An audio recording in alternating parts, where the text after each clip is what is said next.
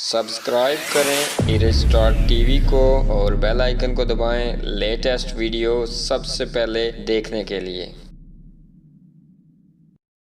بسم اللہ الرحمن الرحیم۔ السلام علیکم دوستو، ایرج اسٹار ٹی وی پر آپ کو خوش آمدید۔ دوستو، لندن برطانیہ میں کووڈ-19 ویکسینیشن مہم کے باوجود وبا سے جانی نقصان میں کمی نہ آ سکی اور ایک ہی دن میں اموات کے ریکارڈ ٹوٹ گئے۔ برطانوی میڈیا کے مطابق ملک میں ایک جانب کووڈ-19 ویکسینیشن کا عمل جاری ہے تو دوسری جانب وبا سے متاثر افراد اور اموات میں مسلسل اضافے کا سلسلہ برقرار ہے۔ گزشتہ 24 گھنٹے میں کووڈ-19 سے اموات کے ریکارڈ ٹوٹ گئے۔ ایک ہی دن میں کووڈ-19 سے 1610 افراد چل بسے۔ برطانیہ میں 24 گھنٹے میں 2 لاکھ افراد کو کووڈ-19 ویکسین لگائی گئی۔ پبلک ہیلتھ کا کہنا ہے کہ اب تک 42 لاکھ افراد کو ویکسین کی پہلی ڈوز لگائی جا چکی ہے۔ واضح ہے کہ سائنسدانوں نے حکومت سے اپیل کی ہے کہ برطانیہ میں لاک ڈاؤن میں مزید سختی کی جائے۔ موجودہ لاک ڈاؤن سے کورونا کی نئی قسم کا پھیلاؤ روکنا مشکل ہے۔ کووڈ-19 وبا کی روک تھام کے لیے